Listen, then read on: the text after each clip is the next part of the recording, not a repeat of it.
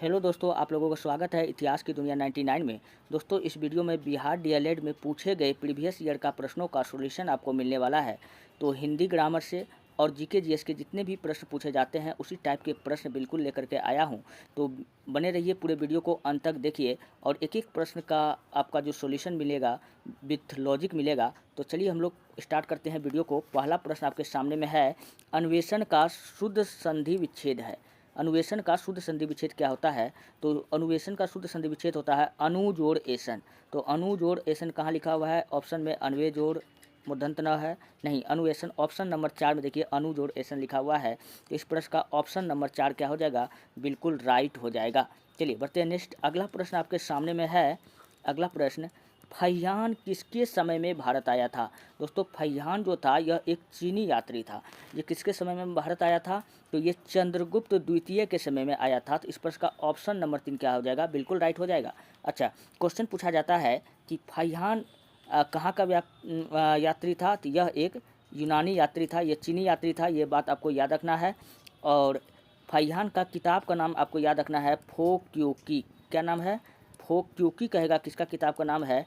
तो फहियान का किताब का नाम क्या है? फो क्योंकि इनका किताब का नाम है। ये बात आपको याद रखना है।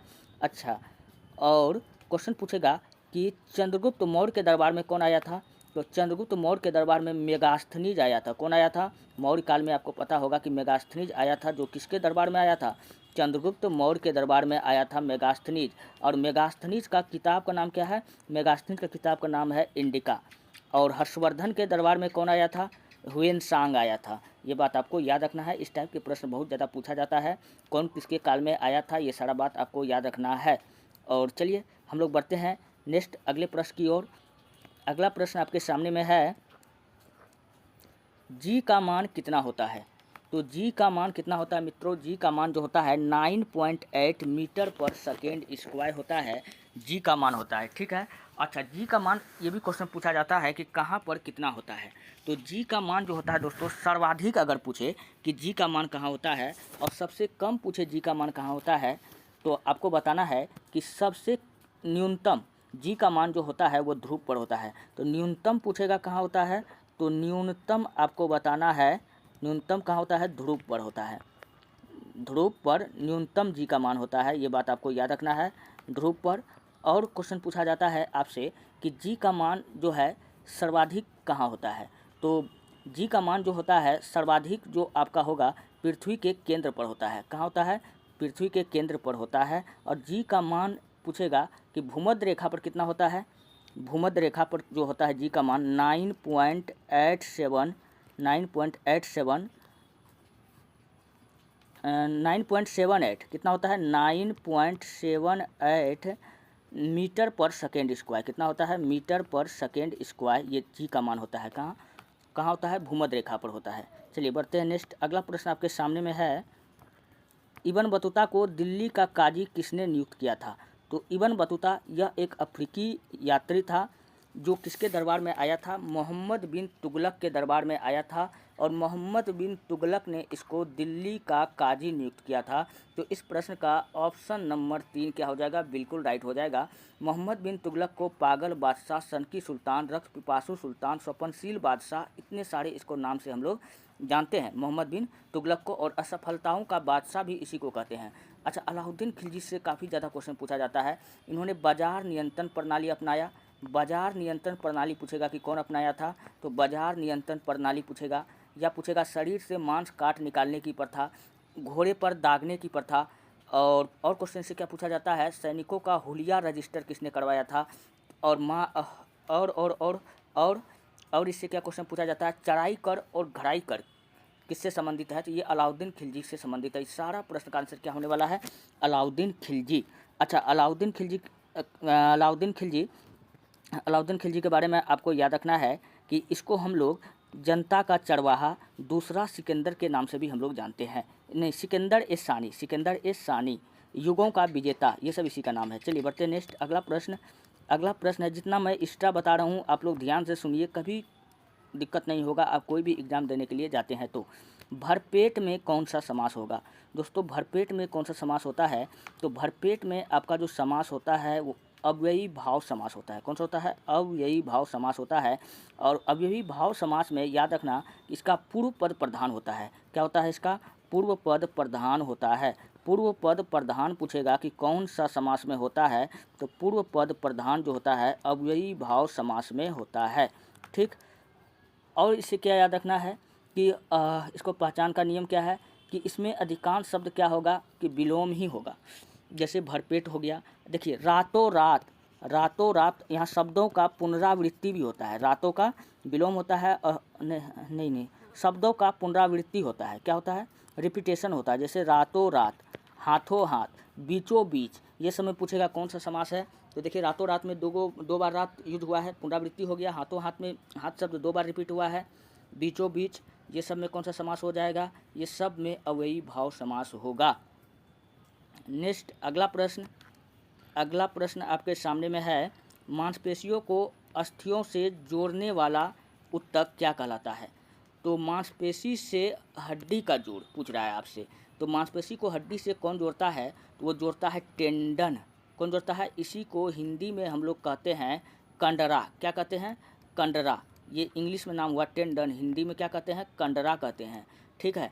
अच्छा, अगर पूछेगा कि अस्थि से अस्थि का जोड़, यानी हड्डी से हड्डी का जोड़, अस्थि से अस्थि का जोड़ क्या कहलाता है? तो अस्थि से अस्थि का जोड़ दोस्तों क्या कहलाता है? लिंगामेंट कहलाता है। क्या कहलाता है? लिंगामेंट। इसी को हिंदी में कहते हैं स्नायु। क्या कहते हैं? स्नायु। हम लोग किसको कहते हैं? लिंगामेंट को कहते हैं। ठीक है, तो ये बात आपको याद रखना है। अच्छा, एक वर्ड यहाँ दिया हुआ है कार्टिलेज। ये कार्टिलेज क्या होता है? कार्टिलेज दोस्तों ये होता है मजबूत लचीला होता है। ये कार्टिलेज क्या होता है? मजबूत और लचीला एक हड्डी है। यह एक संयोजी ऊतक है जो हड्डियों को सुरक्षा प्रदान करता है, कार्टिलेज। तो ये बात आपको याद रखना है। और शरीर को ये हड्डी से जोड़ता है, शरीर के जोड़ को हड्डी से जोड़ता है। शरीर जितना भी हमारे शरीर में जोड़ है उसको जोड़ने का काम कौन कर रहा है? तो ये कार्टिलेज कर रहा है। ठीक है, चलिए बढ़ते हैं नेक्स्ट अगला प्रश्न आपके सामने में है, दस्तलिक संयुक्त सैन्य अभ्यास भारत और किस देश के बीच होता है? दस्तलिक सैन्य अभ्यास जो होता है भारत और उज्बेकिस्तान के बीच होता है। इसका राइट आंसर क्या हो जाएगा? ऑप्शन नंबर 2 हो जाएगा। चलिए, और कुछ भी सैन्य अभ्यास है जो किसके किसके बीच में होता है। ठीक है, तो आपसे पूछेगा कि वज्र प्रहार और मालाबार, वज्र प्रहार और मालाबार किसके किसके बीच में सैन्य अभ्यास होता है? वज्र प्रहार और मालाबार। तो वज्र प्रहार और मालाबार किसके किसके बीच में होता है? तो ये भारत और अमेरिका के बीच होने वाला युद्ध अभ्यास है। ठीक है, गरुड़ और वरुण पूछेगा किन 2 देशों के बीच होने वाला सैन्य अभ्यास है? तो आपको बताना है गरुड़ और वरुण इंडोनेशिया का है। ये बात आपको याद रखना है। चलिए बढ़ते हैं नेक्स्ट अगला प्रश्न। अच्छा, मित्र सैन्य अभ्यास किसके बीच होता है? श्रीलंका के बीच में। तो ये बात आपको याद रख लेना है। चलिए बढ़ते हैं नेक्स्ट अगला है, सिरका में कौन सा अम्ल पाया जाता है? तो सिरका में कौन सा अम्ल पाया जाता है? तो सिरका में हम सब जानते हैं, बचपन से पढ़ते आते हैं कि एसिटिक अम्ल पाया जाता है। तो इस प्रश्न का ऑप्शन नंबर 4 क्या हो जाएगा? बिल्कुल राइट हो जाएगा। अच्छा, सल्फ्यूरिक अम्ल किस में पाया जाता है? तो सल्फ्यूरिक अम्ल बैटरी के पानी में पाया जाता है। किस में पाया जाता है? बैटरी के पानी में। कहेगा कि कौन सा अम्ल पाया जाता है? तो बैटरी के पानी में सल्फ्यूरिक अम्ल पाया जाता है। और नाइट्रिक अम्ल इसका प्रयोग दोस्तों उर्वरक बनाने में और विस्फोटक खाद्य पदार्थ को बनाने में नाइट्रिक अम्ल का प्रयोग होता है। अच्छा, पेट में पाए जाने वाला एकमात्र अम्ल पूछेगा कौन सा है? तो हाइड्रोक्लोरिक अम्ल। ये कहाँ पाया जाता है? पेट में पाया जाता है। तो ये बात आपको याद रखना है। जो पेट में जो हम लोग खाना खाते हैं तो जो बैक्टीरिया अंदर जाता है उसको मारने का काम कौन करता है? हाइड्रोक्लोरिक अम्ल करता है, HCl। और एसिटिक अम्ल के बारे में मैंने अभी जस्ट बताया कि ये कहाँ पाया जाता है? सिरका में। इस प्रश्न का ऑप्शन नंबर 4 क्या हो जाएगा? बिल्कुल राइट हो जाएगा। चलिए बढ़े नेक्स्ट अगला प्रश्न आपके सामने में है, सुबेरिन पौधे के किस भाग में पाया जाता है? दोस्तों सुबेरिन जो है यह एक पादप उत्तक है जो पेड़ के छाल में पाया जाता है, पेरिडम छाल में। तो इस प्रश्न का ऑप्शन नंबर डी क्या होगा? 4 क्या हो जाएगा? बिल्कुल राइट हो जाएगा। चलिए अब पेरिडम के बारे में हम लोग थोड़ा जानते हैं। और ये क्या करता है? पेड़ पौधा को घाव से बचाता है और उनको सुरक्षा प्रदान करने का काम कौन करता है? यही पेरिडर्म करता है। तो इस प्रश्न का ऑप्शन नंबर 4 क्या हो जाएगा? बिल्कुल राइट हो जाएगा। चलिए बढ़ते हैं नेक्स्ट अगला प्रश्न है, ऊष्मागतिकी का प्रथम नियम जिस संरक्षण के नियम पर आधारित है वह है। तो उष्मागतिकी का टोटल 3 नियम है। कितना नियम है? 3 नियम है। और 3 नियम, जिसको पहला नियम को कहते हैं शून्यमा नियम, और प्रथम नियम को हम लोग कहते हैं दूसरा नियम, और दूसरे नियम को हम लोग क्या कहते हैं? तृतीय नियम कहते हैं। जो पहला नियम है दोस्तों, वो ऊर्जा संरक्षण के सिद्धांत पर काम करता है। उष्मागतिकी का प्रथम नियम किस पे सिद्धांत पर काम करता है? ऊर्जा संरक्षण के सिद्धांत पर कार्य करता है, इसलिए ऊर्जा का नियम इस प्रश्न का राइट आंसर होने वाला है। अच्छा, ऊर्जा का ना तो नाश होता है, ना तो ऊर्जा संरक्षण का सिद्धांत क्या है? ना तो ऊर्जा का विकास हो सकता है, ना ही ऊर्जा का नष्ट हो सकता है। यही क्या है? ऊर्जा संरक्षण का नियम है। और चलिए बढ़ते हैं नेक्स्ट, अगला प्रश्न। अगला प्रश्न आपके सामने में है, भारत का सबसे बड़ा पुल धौला सदिया किस नदी पर है? तो भारत का जो सबसे बड़ा पुल है धौला सदिया, ये लोहित नदी पर है। कहाँ है? असम के लोहित नदी पर है। तो इस प्रश्न का ऑप्शन नंबर 3 क्या हो जाएगा? बिल्कुल राइट हो जाएगा। यह जो है, यह पुल किसको किसको जोड़ता है? तो असम को अरुणाचल प्रदेश से जोड़ता है। तो आपको पूछेगा कि धौला सदिया पुल किसको किसको जोड़ता है? तो असम को अरुणाचल प्रदेश से जोड़ता है। असम को किससे जोड़ देता है? एपी अरुणाचल प्रदेश से जोड़ता है। किस नदी पर है? तो लोहित नदी पर है। ये बात आपको याद रखना है। चलिए बढ़ते हैं नेक्स्ट, अगला प्रश्न आपके सामने में है, मुद्रास्फीति में क्या होता है?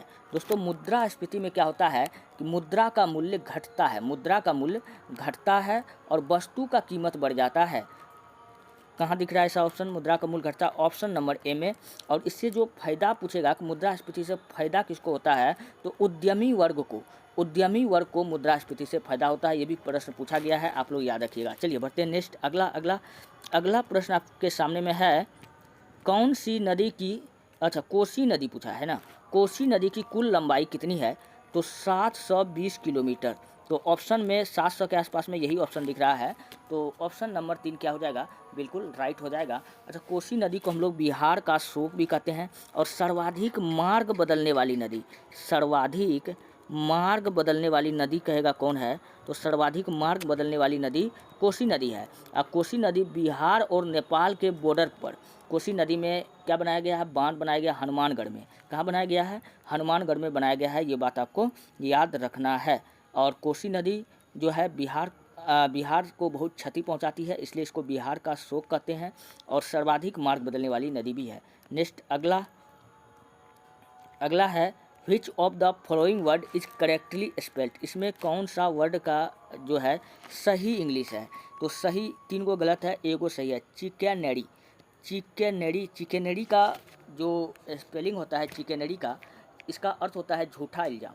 और चिकेनेडी का जो स्पेलिंग होता है CHICANERY होता है।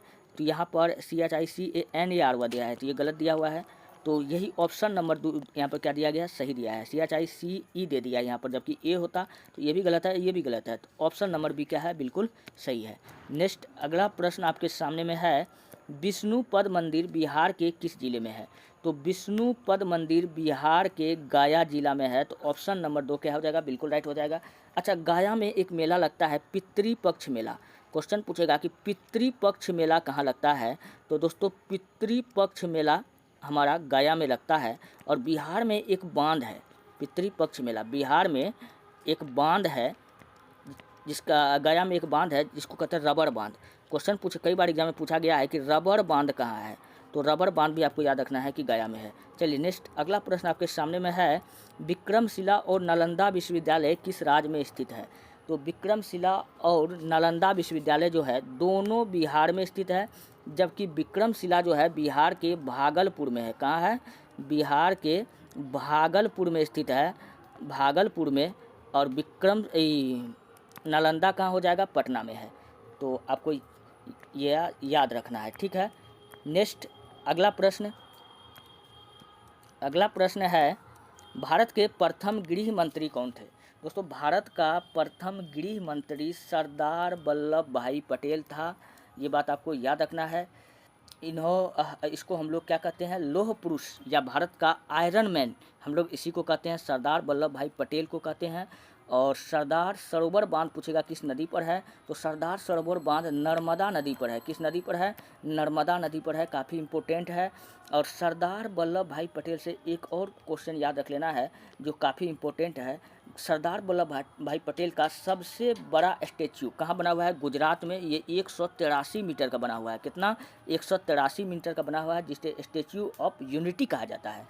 ये बात आपको याद रखना है। अच्छा, भारत का प्रथम गृह मंत्री ये हो गया। तो मौलाना आज़ाद कौन था? भारत का प्रथम शिक्षा मंत्री था। कौन था? भारत का प्रथम शिक्षा मंत्री पूछेगा कौन था, तो मौलाना अबुल कलाम आज़ाद था। ठीक है। अच्छा, भारत का प्रथम कृषि एवं खाद्य मंत्री पूछेगा कौन था, तो राजेंद्र प्रसाद था। कौन था? कृषि और खाद्य मंत्री कौन था? राजेंद्र प्रसाद था। कौन था? कृषि और खाद्य मंत्री डॉक्टर राजेंद्र प्रसाद। भारत का प्रथम उप प्रधानमंत्री भी पूछेगा कौन था, तो सरदार वल्लभ भाई पटेल था। नेक्स्ट अगला प्रश्न आपके सामने में है, प्रति व्यक्ति आय का प्रतिपादन किसने किया था? दोस्तों, प्रति व्यक्ति आय का जो प्रतिपादन किया था वो कौन किया था? दादा भाई नेरोजी ने किया था। इस प्रश्न का ऑप्शन नंबर 2 क्या हो जाएगा? बिल्कुल राइट हो जाएगा। और दादा भाई नेरोजी का एक किताब है, किताब का नाम क्या है? Poverty of un British rule in India. और इस किताब में दादा भाई नेरोजी ने पहली बार भारत का प्रति व्यक्ति आय का गणना करके बताया था कि भारत का प्रति व्यक्ति आय कितना है? 20 रुपया। कितना है? 20 रुपया। आपको ये बात याद रखना है। और यह किताब जो आया था poverty of un British rule in India 1967-68 में, तो 1967-68 में ही भारत का पहली बार प्रति व्यक्ति आय का ब्यौरा दादा भाई नेहरू के द्वारा लिया गया था। ये बात आपको याद रखना है। अच्छा, इसको ग्रेट ओल्ड मैन भी कहते हैं हम लोग भारत में, भारत का वृद्ध व्यक्ति भी कहते हैं। कांग्रेस का दूसरा पारसी अध्यक्ष था दादा भाई नेहरू। ये बात आपको याद रखना है। कांग्रेस का पहला गैर हिंदू अध्यक्ष भी पूछे कौन था, तो दादा भाई नेहरू ही था। कांग्रेस में कांग्रेस शब्द का प्रयोग पूछेगा किसने किया था, तो दादा भाई नेहरू ने किया था। ये सब बात दादा भाई नेहरू से काफ़ी इंपॉर्टेंट है जो आपके एग्जाम में पूछा जाता है। चलिए बढ़ते हैं नेक्स्ट। अगला प्रश्न आपके सामने में है। अच्छा, गोपाल कृष्ण गोखले कौन था, ये बता दो। तो गोपाल कृष्ण गोखले दोस्तों महात्मा गांधी का राजनीतिक गुरु था, गोपाल कृष्ण गोखले। चलिए बढ़ते हैं नेक्स्ट। अगला प्रश्न आपके सामने में है, डेयरी हो गया, मत्स्य पालन हो गया, कृषि अर्थव्यवस्था के किस क्षेत्र में आता है? तो दोस्तों यह जो आता है प्राथमिक क्षेत्र में आता है। प्राथमिक क्षेत्र को ही हम लोग कहते हैं कृषि क्षेत्र। तो ऑप्शन नंबर 3 क्या हो जाएगा? बिल्कुल राइट हो जाएगा। और तृतीय क्षेत्र को हम लोग कहते हैं सेवा क्षेत्र। क्या कहते हैं? सेवा क्षेत्र कहते हैं। इसमें डॉक्टर, मास्टर, वकील, ये सब जो आपको सेवा देता है तो वो क्या हो जाएगा? तृतीय क्षेत्र में आ जाएगा। और द्वितीय क्षेत्र में उद्योग आता है। क्या आता है? उद्योग को शामिल किया गया है द्वितीय क्षेत्र में। ठीक है, तो ये बात आपको याद रखना है। ठीक, नेक्स्ट अगला प्रश्न आपके सामने में है, अर्थशास्त्र के लेखक कौन है? दोस्तों अर्थशास्त्र का लेखक कौन है? कौटिल्य है। कौटिल्य हम लोग किसको कहते हैं? चाणक्य को कहते हैं। इसी का असली नाम पूछेगा क्या है, तो चाणक्य है या विष्णुगुप्त। विष्णुगुप्त कहेगा किसका नाम है, तो इसी का नाम क्या है? विष्णुगुप्त भी है और चाणक्य भी है। ठीक, और अर्थशास्त्र के लेखक ये हैं। अच्छा, कालिदास को भारत का शेक्सपियर कहते हैं। भारत का शेक्सपियर पूछेगा किसको कहते हैं? कालिदास को कहते हैं। इसका किताब का नाम मेघदूतम, रघुवंशम, अभिज्ञान शकुंतलम और मालविकाग्निमित्रम। ये सारा पुस्तक किसका है? कालिदास का है। तो कालिदास का ये सब काफ़ी इम्पोर्टेंट पुस्तक है। पतंजलि को हम लोग योग दर्शन का पिता कहते हैं।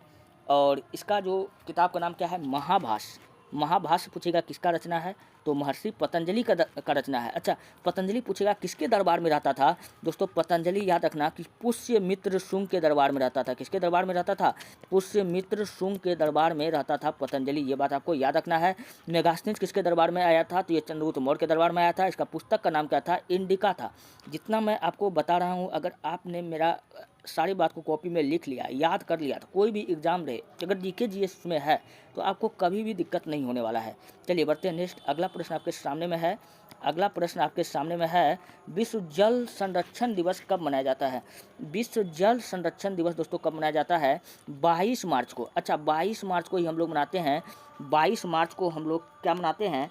22 मार्च को हम लोग बिहार स्थापना दिवस भी मनाते हैं। क्या मनाते हैं? बिहार स्थापना दिवस पूछेगा हम लोग कब मनाते हैं, तो 22 मार्च को मनाते हैं बिहार स्थापना दिवस। ठीक, और 22 मार्च को हम लोग 22 अप्रैल अगर पूछ लेगा कि 22 अप्रैल को हम लोग क्या मनाते हैं, तो विश्व पृथ्वी दिवस। क्या मनाते हैं? विश्व पृथ्वी दिवस कहेगा हम लोग कब मनाते हैं?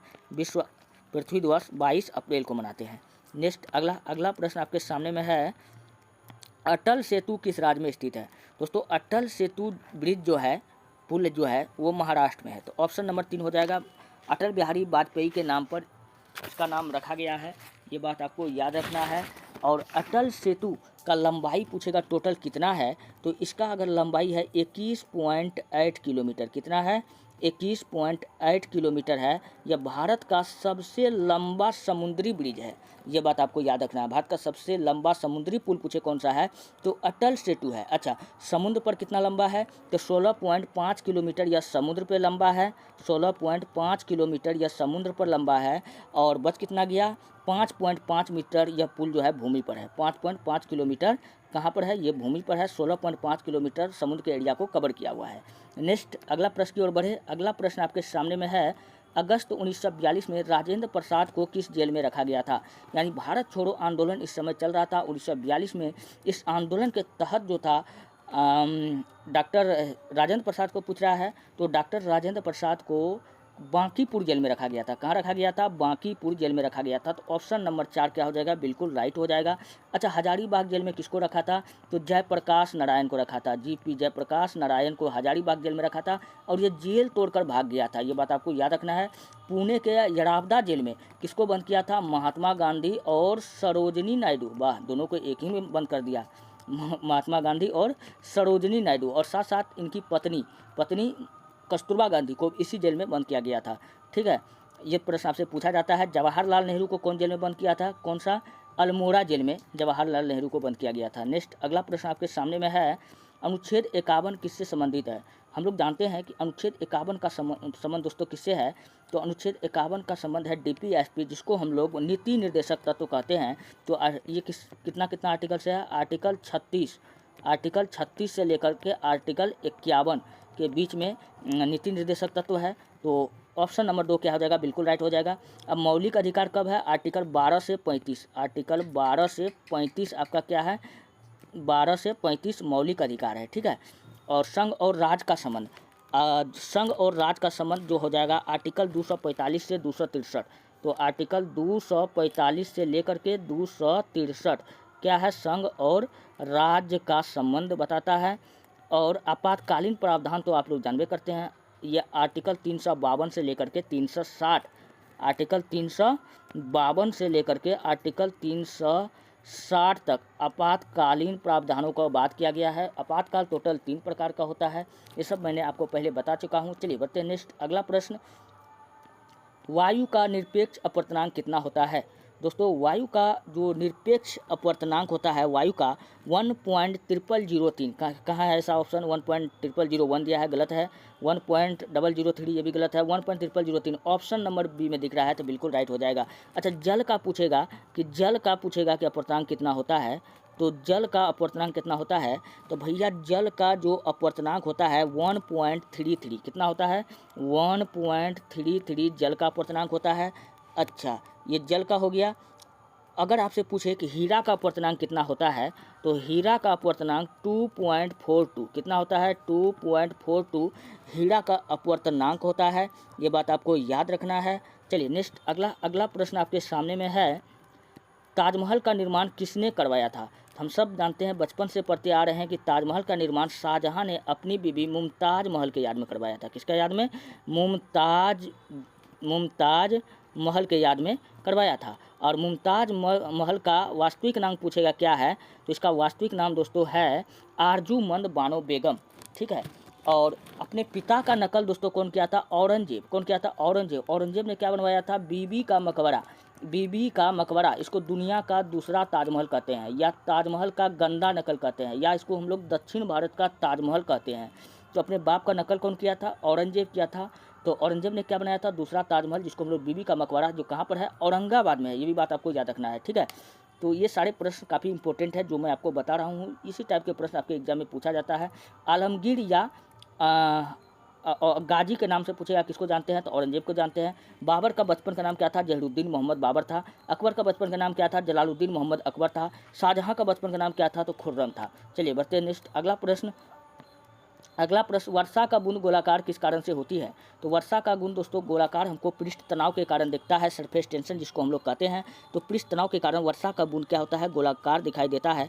अच्छा क्वेश्चन ये अगर पूछेगा कि साबुन का बुलबुला का बनना किसके कारण होता है? तो ये भी पृष्ठ तनाव के कारण होता है। अच्छा, साबुन का बुलबुला का अगर रंगीन दिखाई पड़ना पूछ ले, रंगीन दिखाई पड़ना, क्वेश्चन को ध्यान से सुनिए, अगर रंगीन दिखाई पड़ना पूछ ले तब आपको बताना है व्यतिकरण के कारण होता है। किसके कारण होता है? व्यतिकरण के कारण होता है। अच्छा, पानी में कहेगा सुई या कीड़े का तैरना किसका उदाहरण है?